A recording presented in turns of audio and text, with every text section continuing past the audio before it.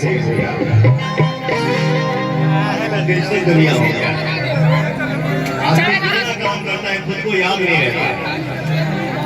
जो होगा वो तो दुनिया देखेगी। हम पुराने का चीज भुलाई जाने को सही बात। मैं पुराने से ही था हूँ और रहूंगा।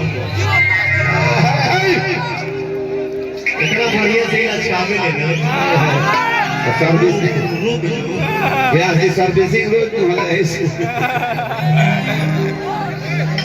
बोलो छोटू भैया प्रणाम। छोटू भैया भासुर के भैया तहे दिल से प्रणाम करती हूँ। मानव की बिल्डिंग फेंक दो।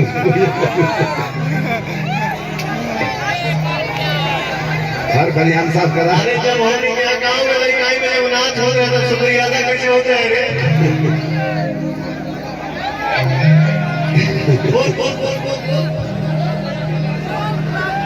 दिल में लगा चोट तो निकल गया गुरुजी जी की तरफ से 600 रुपया का नोट। मैं उन साहबान को उन कदरदान को तहे तहे दिल से लहे लहे दिल से शुक्रिया अदा करतनी दादा। चले लूटा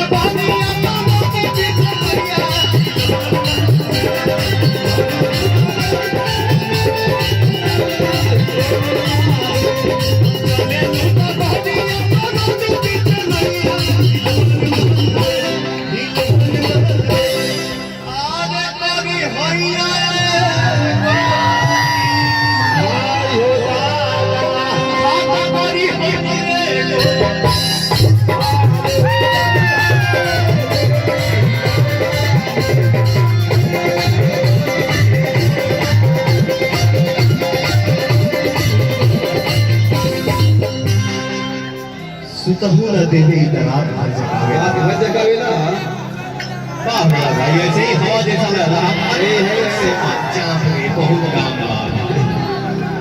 करोगे पैसा भाई भाई बाबू हके अकबरिया में हके अकबरिया में